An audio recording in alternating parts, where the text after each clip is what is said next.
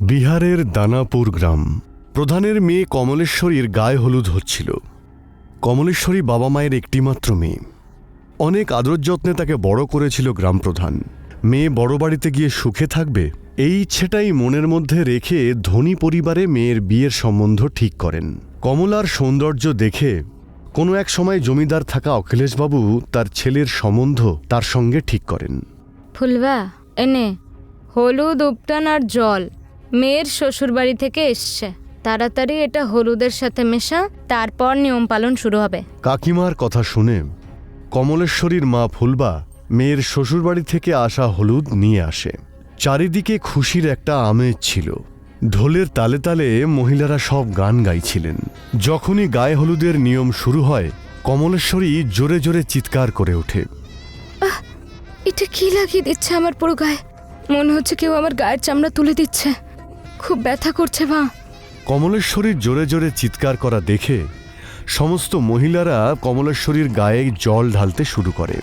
হে ভগবান, এটা কি হয়ে গেল আমার মেয়ের? এমন মনে হচ্ছে যেন কেউ কাজ বেটে হলুদের সাথে মিশিয়ে দিয়েছে। কিন্তু কে করবে এরকম কাজ? কমলেশ্বরীর শরীরে যেখানে যেখানে হলুদ লাগানো হয়েছিল সেই সমস্ত জায়গা লাল হয়ে ওঠে। যন্ত্রণায় কমলেশ্বরী ছটফট করতে থাকে আর তার মার বড় মা সেই সমস্ত জায়গায় মলম লাগাতে শুরু করে। দেখ, আমার তো মনে হচ্ছে এটা খুবই ছোট ঘটনা।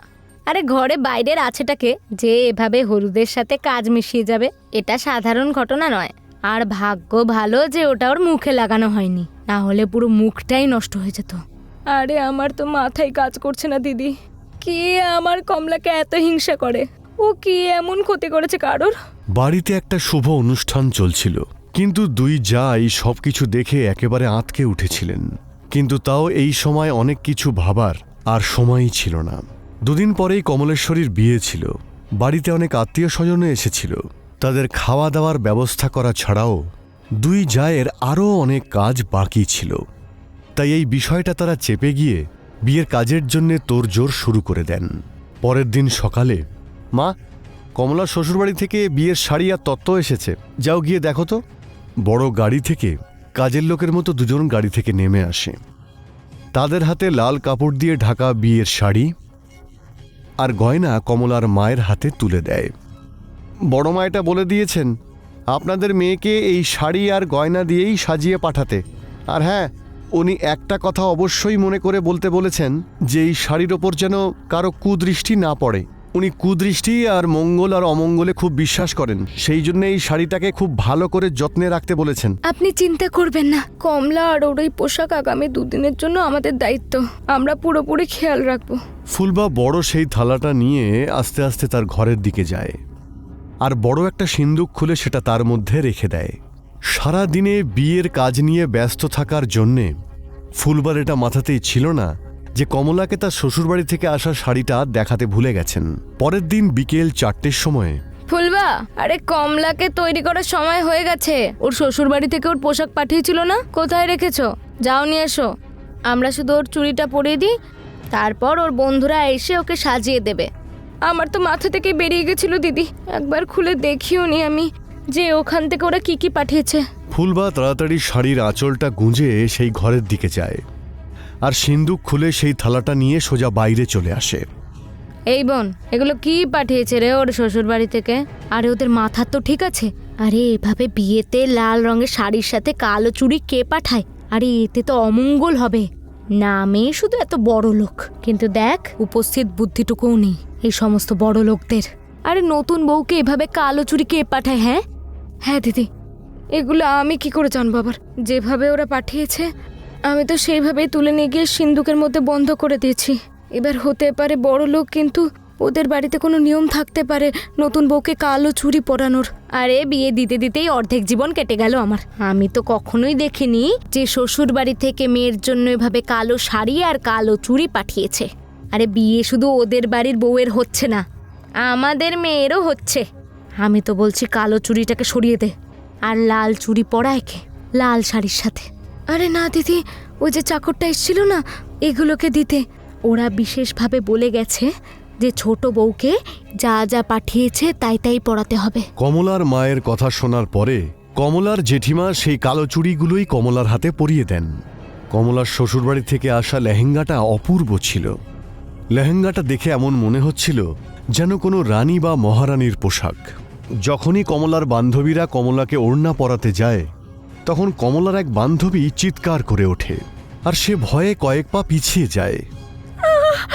কি হলো মিনা, তুই চিৎকার কেন করলি? এই দেখ, তোর এই যে ওড়না, তার একটা কোণা নেই। এরকম আবার কেউ করে নাকি?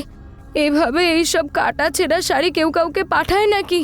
কমলার বান্ধবীর চিৎকার শুনে কমলার মা দৌড়ে কমলার ঘরে চলে আসে এবং সে ওড়নার একটা কোণ কাটা দেখে নিজের মাথায় হাত দিয়ে বলে, হে ভগবান, এগুলো কি অমঙ্গল হচ্ছে? আমি তো বুঝতেই পারছি না কিছু। ভগবান, আমরা কি এমন ভুল করেছি? হ্যাঁ, এখন তো বুঝতে পারছি না আদৌ কমলার বিয়েটা শান্তিভাবে হবে কিনা। আরে মা, ছাড়ো না। যে সেলাই করেছে সে হয়তো ভুল করে কেটে ফেলেছে। আর মাধুরী আছে না, ও এত সুন্দর করে পড়াবে যে কেউ বুঝতেই পারবে না। মা, যদি ভুল করে কাটতো তাহলে এভাবে কাটতো না। তোর এই ওড়না দেখে মনে হচ্ছে এটা কেউ ইচ্ছে করেই কেটেছে। কেউ জেনে বুঝে এটার একটা কোণা ইচ্ছে করেই কেটে ফেলেছে। আরে মা, এরকম কি করে করবে? আর এটা তো হতেই পারে না যে এখানে পাঠানোর আগে এই পোশাক তারা দেখেনি। নিশ্চয়ই দর্জি ভুল করে কেটে ফেলেছে। ফুলবা তার স্বামীর কাছে যায় আর বলে, এই যে শুনছো, কিছু তো একটা অমঙ্গল হচ্ছে। কিছু তো হচ্ছে যেটা ঠিক না। আমরা এই বিয়েটা করিয়ে ঠিক করছি তো বারবার এরকম সংকেত পাচ্ছি যে কিছু একটা অমঙ্গল ঘটতে চলেছে। আরে তোমরা সব সময় না এই মঙ্গল আর অমঙ্গল নিয়েই ভাবতে থাকো। এত বড় একটা বাড়ির সম্বন্ধ নিয়ে এসেছি তোমার মেয়ের জন্য। কাজের লোক, রাজমহল সবই আছে ওনাদের কাছে। আর কি চাই তোমার? সারা জীবন ধরে তুমি যদি ছেলে খুঁজতে থাকো, তোমার মেয়ের জন্য এরকম ছেলে তুমি পাবে না। স্বামীর সেই সমস্ত কথা শুনে ফুলবা এসে বিয়ের জোগাড় শুরু করে দেয়। মালা বদলের সব ব্যবস্থা হয়ে গিয়েছিল। কুলদীপ এসে বিয়ের পিঁড়িতে বসে পড়ে, আর অন্যদিকে কমলাকে তার বান্ধবীরা আস্তে আস্তে ধরে মণ্ডপের দিকে নিয়ে আসে। কিছুক্ষণ আগে লজ্জায় লাল হয়ে যাওয়া মুখটা ক্রমশ বদলাতে থাকে। হঠাৎ করেই কমলার আচরণ বদলাতে শুরু করে, আর তার হাত ধরে রাখা তার দুই বান্ধবীকে জোরে ধাক্কা দিয়ে দূরে সরিয়ে দেয়। হঠাৎই সুন্দর করে সাজানো তার চুলগুলো সে আস্তে আস্তে ছিঁড়তে থাকে। আরে মা কমলা, তুই শান্ত হ। তুই এরকম কেন করছিস? আরে মা, বল না কি হয়েছে? চিৎকার করছিলি কেন তুই ওইভাবে? বল না আমায়। আমার অনেক কষ্ট হচ্ছে মা। আমার মাথায় যেন কিছু একটা রয়েছে। কিছু আছে চুলের মধ্যে আমার। মেয়ের এই কথা শোনার পরে কমলার মা আর জেঠিমা এসে চুলের মধ্যে দেখতে থাকে। তখনই চুলের একটা বড় গোছা মাটিতে এসে পড়ে, যা দেখার পরে ফুলবা চিৎকার করে ওঠে। জেঠিমা কমলার চুলগুলো দেখে। সে দেখে যে এক পাশ থেকে অনেকটা চুল উঠে গেছে, আর সেখানে গোল একটা ক্ষত তৈরি হয়েছে। আরে এটা কিভাবে হতে পারে? এইভাবে কারোর চুল কিভাবে মাটিতে খুলে পড়ে যেতে পারে? নিশ্চয়ই কারো কুদৃষ্টি পড়েছে আমাদের বাড়ির মেয়ের ওপর। এতগুলো ঘটনা একসাথে ঘটা কখনই কাকতালীয় বিষয় হতে পারে না। কমলা ভয় পেয়ে মাকে আঁকড়ে জড়িয়ে ধরে থাকে আর জোরে জোরে কাঁদতে থাকে। ফুলবা, মেয়েকে নিয়ে যাও আর গিয়ে ওকে আবার সাজিয়ে দাও, আর মালা বদলের জন্য নিয়ে এসো। দেখো সময় পেরিয়ে যাচ্ছে, জামাই কিন্তু অপেক্ষা করছে। জানি না, মনে তো হচ্ছে আজকের মুহূর্তটাই খারাপ। আপনি একটু চিন্তা করবেন না দাদা। এখন কমলা শুধু আপনাদের দায়িত্ব নয়, ও এখন আমাদের ঘরের বউও। আমি বুঝতে পারছি যে এই ঘটনাটা ঘটার পর ওর মনে এখন কি চলছে। আমাদের যতটুকু সম্ভব হবে আমরা অবশ্যই করব, কিন্তু এখন লগ্ন পেরিয়ে যাচ্ছে। শুভ লগ্নে শুভ কাজটা করে নি, বাকি ওর মানসিক অবস্থা নিয়ে আমরা পরে মহলে গিয়ে ভাববো। আর হ্যাঁ, বিষয়টাকে আমরা খুব গুরুত্ব দিয়েই দেখব, আপনি চিন্তা করবেন না। নিজের হবু শাশুড়ির কথা শুনে কমলা একটু শান্ত হয়ে গেছিল। বিয়ের সমস্ত উৎসাহ নষ্ট হয়ে গিয়েছিল। কমলা অত্যন্ত মনমরা হয়ে ইচ্ছে না থাকা সত্ত্বেও কুলদীপের গলায় মালা দেয়। পাকে ঘোরার পর, 1 মিনিট, একটু দাঁড়ান দিদি। একটা কথা বলুন তো, বিয়েতে কালো রঙের চুড়ি পরানো কি আপনাদের এখানের কোনো নিয়ম? আরে না, উল্টে আমাদের তো এখানে খুব অশুভ মনে করা হয়, কিন্তু আপনি পাঠিয়েছেন বলে আমরা জোর করে পরিয়ে দিলাম। আমরা ভাবলাম যদি না পড়াই তাহলে হয়তো আপনার খারাপ লাগবে। কি বলছেন আপনি এগুলো? আমরা আমাদের বৌমার জন্য এরকম কালো চুড়ি কেন পাঠাবো? নিশ্চয়ই আপনাদেরই এটা কোনো ভুল হচ্ছে। মানে আপনারা কমলার জন্য এই কালো চুড়িটা পাঠাননি, তাই তো? একদমই না। আমরা লাল রঙের রাজস্থানী চুড়ি পাঠিয়েছিলাম, বিশেষভাবে আনিয়েছিলাম আমাদের বৌমার জন্য। এই সমস্ত ঘটনা একটা অশুভ ইঙ্গিত করছিল। আপনাদের বাড়িতেই মনে হয় কেউ একটা কালা জাদু করেছে, এই জন্যই তো আপনাদের বাড়িতেই এই সব ঘটনা ঘটলো। আমার তো মনে হয় কমলার জন্য এটাই ভালো হবে যে ও খুব তাড়াতাড়ি এই বাড়ি থেকে বেরিয়ে যাক। আপনি দাঁড়ান দিদি, আমি আগে কমলার নজর কাটিয়ে দিই, তারপর ওর বিদায় অনুষ্ঠান হবে। জেঠিমা দৌড়ে একটা জায়গায় যান আর কিছু জিনিসপত্র হাতে করে নিয়ে আসেন। সে মনে মনে কিছু মন্ত্র জপ করে সে 5 বার কমলার চারপাশে ঘুরিয়ে দেয়। আর শেষবারের জন্য যখন হাতটা ঘুরিয়ে কমলার কপালে সে হাত দেয়, সে খুব জোরে একটা ইলেকট্রিকের শক খাওয়ার মতো ঝটকা খায় আর সে দূরে গিয়ে ছিটকে পড়ে। এই সব দেখার পরে সবাই হতভম্ব হয়ে যায়। কেউ কোনো কথা বলতে পারে না, কেউ বুঝতেই পারছিল না ওখানে কি হচ্ছে। কমলা মা, তুমি ঠিক আছো তো? আচ্ছা আমাদের বলো, এখন তোমার কেমন লাগছে? ঠিক আছে মিমা, তুমি চিন্তা করো না, ওনার পা হয়তো পিছলে গেছে তাই পড়ে গেছে, তুমি এই নিয়ে কোনো চিন্তা করো না। শশী তার বেয়ান ফুলবাকে এসে বলে, এখন তো আমরা বৌমাকে নিয়ে আমাদের বাড়ি যাচ্ছি, আমাদের বাড়িতেও অনেক আত্মীয় স্বজনরা অপেক্ষা করছে।